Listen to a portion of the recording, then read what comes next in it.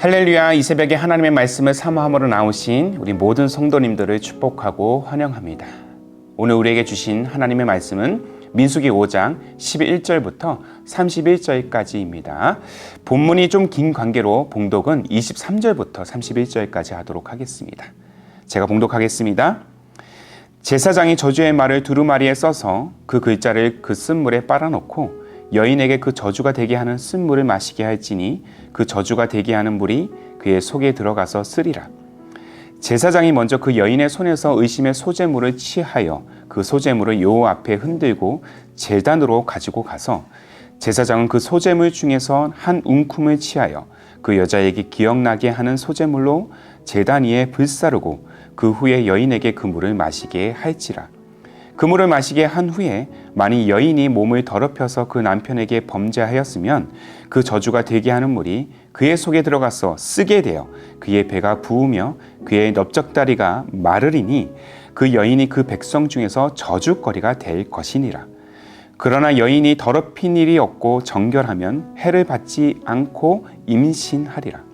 이는 의심의 법이니 아내가 그의 남편을 두고 탈선하여 더럽힌 때나 또는 그 남편이 의심이 생겨서 자기의 아내를 의심할 때에 여인을 여호와 앞에 두고 제사장이 이 법대로 행할 것이라.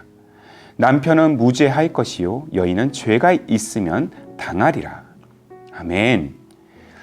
오늘 말씀은 하나님 앞에서 의심의 껍데기를 벗어내는 공동체라는 제목으로 나누기를 원합니다. 우리가 일상 속에서 내가 어떤 사람들의 이상 행동으로 인해서 곧 특히 평소 하지 않았던 그들의 행동을 목격하면서 그 사람의 부정함을 예측하는 경우가 있습니다. 이를 우리는 한 단어로 심증이라고 얘기를 하는데요. 심증은 사전 용어로는 마음에 가는 인상, 그리고 법률 용어로는 재판의 기초인 사실관계 여부에 대한 법관의 주관적 의식 상태나 확신의 정도를 의미하는 것입니다. 그렇다면 심증은 과연 어디에서부터 출발하는 것일까요? 바로 앞서 제가 언급한 바와 같이 그 특정인의 이상 행동에 대한 의심으로부터 시작되는 것입니다. 평소와 다른 모습으로 몰래 다른 짓을 꾸미는 듯한 느낌은 분명히 있는데 명확한 증거가 나오지 않을 때 이를 흔한 말로 우리는 무엇이라고 표현하고 있을까요? 바로 심증은 있는데 물증이 없다라고 얘기를 하게 되죠. 이와 관련된 많은 사례들이 있지만 이 표현을 가장 많이 쓰는 사례가 아마도 다름 아닌 배우자의 외도일 것입니다. 외도를 의심할 만한 행동, 예컨대 평소 옷을 잘 사입지도 않았던 남편이 갑자기 패션에 관심을 갖게 되고 옷도 사입고 자린고비 습성을 가지고 있었던 사람이 어느 순간 새 차를 구입하게 되고 평소 화장도 안 하던 아내가 어느 순간 갑자기 진한 화장을 하고 외출이 잦아지는 등 이러한 평소답지 않은 행동은 충분히 외도를 의심케 할 만한 심적 증거라고 할 수 있을 것입니다. 그런데 문제는 물적 증거가 없는 경우가 참 많다라는 것이죠. 자, 오늘 본문에서도 이러한 심증은 있는데 물증이 없는 한 가지 이슈에 대해서 이를 성경적으로 어떻게 처리해야 하는지를 그 지침을 지금 보여주고 있습니다. 자, 오늘 본문은 민수기에서 처음으로 여성에 대한 규례를 언급하고 있는데요. 한 남자가 자신의 아내의 외도에 대해서 의심할 경우 아내에게 부정이 있는지 없는지를 판단하기 위해서 그 절차를 기록하고 있는 것이 오늘 본문의 내용입니다. 자, 이 절차를 본문은 의심의 소재 또는 기억의 소재라고 소개하고 있습니다. 자, 본문 15절의 말씀입니다. 그의 아내를 데리고 제사장에게로 가서 그를 위하여 보리가루 10분의 1 에바를 헌물로 들이되 그것에 기름도 붓지 말고 유향도 두지 말라. 이는 의심의 소재요 죄악을 기억나게 하는 기억의 소재라. 자, 의심의 소재는 의심받는 아내를 데리고 제사장한테로 데리고 가서 아내의 몫으로 보리가루 10분의 1 에바, 오늘날 수치로 말하자면 약 2.3리터를 헌물로 드리는 것부터 시작이 되고 있습니다.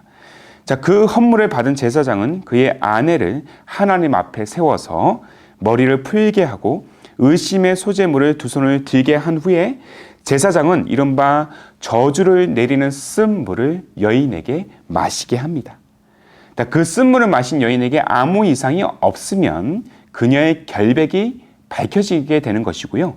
물을 마신 후에 배가 부어오르고 허벅지가 마르게 되면 그런 현상이 나타나면 바로 외도했다는 결과로 보게 된다는 것이죠.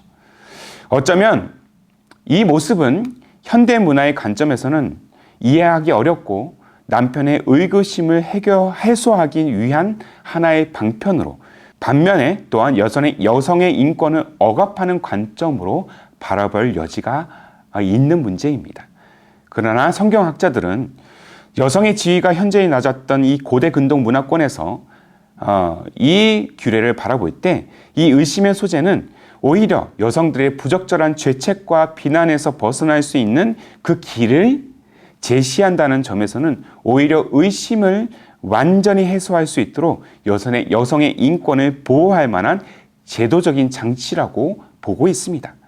왜냐하면 고대 근동의 법전 중에서 여인이 의심을 당하는 순간에 강물에 뛰어들어서 자신의 무죄를 입증해야 하는데 이를 악용해서 여인의 몸에 돌을 채우고 강물에 던지고는 살아나오면 무죄라고 판결하는 경우가 있었기 때문이에요.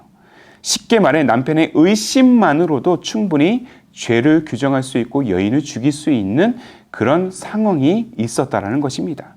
그런 면에서 이 의심의 소재는 여성의 결백을 보증할 수 있는 제도라고 할 수 있다라는 것입니다. 그러나 무엇보다 의심의 소재가 가지는 중요한 의의가 있다면 의심의 문제를 인간의 판단에 의해서가 아니라 하나님께서 판단하시고 결정하시도록 내어드리는 데 있다는 것입니다. 자, 본문 30절을 다시 한번 볼게요. 또는 그 남편이 의심이 생겨서 자기 아내를 의심할 때에 여인을 여호와 앞에 두고 제사장이 이 법대로 행할 것이라. 여기서 우리는 여호와 앞에 두고라는 이 표현을 우리는 주목해야 될 것입니다. 죄는 사람을 속일 수는 있어도요, 결코 하나님을 속일 수는 없습니다. 사람의 생각은 복잡하지만 하나님의 말씀은 매우 명확합니다. 우리 사회에는 비단 외도뿐만 아니라 이 땅에서 인간의 눈으로는 판가름할 수 없는 드러나지 않은 죄들이 얼마나 많이 존재하는지 모릅니다. 때문에 의심의 문제가 생겼을 때 특별히 가정과 교회 공동체에서 분란을 조장할 만한 그러한 이상 징후들이 발생했을 때 하나님 앞에서 이를 철저히 점검하고 죄의 뿌리까지 제거해야 할 것입니다. 어떤 의심의 틈도 용납돼서는 안 된다라는 의미인 것이죠. 사람은 속일 수 있어도 하나님은 결코 속일 수 없다는 사실을 교회는 말씀을 통해서 또 건강하고 바른 공동체로 세우기 위해서 그 약속과 합의로 이루어진 공동체 내의 그 규약을 통해서 계속해서 전해야 한다는 것입니다. 그리고 관련된 문제를 외면하거나 주먹구구식으로 넘어가게 해서는 안 될 것입니다. 문제를 덮는 일은 당장의 분란을 막을 수는 있어도 장기적으로는 공동체를 썩게 만드는 악의 뿌리가 된다는 사실을 우리는 기억해야 될 것입니다. 남편과 아내 또한 교회의 머리 대신 예수 그리스도와 그리스도의 몸된 성도는 바로 사랑과 신뢰를 바탕으로 세워진 관계입니다. 신뢰의 틈이 생긴다면 관계는 깨질 수밖에 없습니다. 이 신뢰가 무너지지 않도록 서로의 연약함과 부족함, 때로는 교만함과 이 패역함을 늘 먼저 돌아보고 잘못된 마음과 행동이 있다라면 회개하면서 다윗처럼 하나님 앞에 정직함을 강구하는 기도로 함께 나아가야 할 것입니다. 이것이 바로 의심의 소재가 가진 진정한 목적이라는 것이죠. 특별히 가정과 공동체는 그 어떤 의심도 문제되지 않도록 하나님 앞에서 스스로 서로를 점검하는 신앙이 되어야 할 줄로 믿습니다. 때론 그 과정이 아픔과 고통이 될지라도 말이죠. 자, 고름을 지어 짜내야 상처가 빨리 아무는 것처럼 가정과 교회 내에서 발생하는 의심과 부정의 문제를 우리가 명확히 도려내야 더 견고하게, 더 건강하게 교회가, 가정이 세워질 수 있음을 우리는 기억해야 될 것입니다. 그리고 문제의 유무를 정확하게 판단해야 서로 억울한 일을 당하지 않을 것입니다. 하나님 앞에서 말이죠. 사랑하는 성도 여러분, 저는 우리 교회가 그렇게 의심의 여지 없이 모두가 건강한 신앙생활을 누리고 그렇게 우리의 영적인 그런 훈련, 영적인 공동체로 세워가는 그런 교회가 되기를 소망합니다. 그러나 한편으로는 코람데오, 하나님 앞에서 작은 의심이 있지라도 그 부정한 상황을 덮거나 그렇게 유야무야 넘기지 않고 그 문제를 함께 직면하고 함께 회개하며 함께 분별의 지혜로 그 문제를 해결해 나아가는 공동체로 서야 될 줄로 믿습니다. 문제가 없는 교회는 없습니다. 그러나 공동체 전체가 문제를 하나님께 맡기고 주시는 말씀을 따라서 그 문제를 정직하게 직면하고 처리할 때 작지만 강한 공동체로 세워질 것이고 또 건강한 공동체로 세워질 것이라고 저는 확신합니다. 오늘 말씀을 붙들고 우리 자신과 공동체를 정직하게 돌아보면서 하나님 앞에서 갖가지의 의심의 껍데기를 벗어내어 우리의 가정이, 우리의 교회가 그렇게 순전한 공동체로 세워질 수 있도록 하나님 앞에서 그 거룩한 책임을 다하는 삶으로 나아가는 우리 모두가 되기를 주님의 이름으로 축복합니다.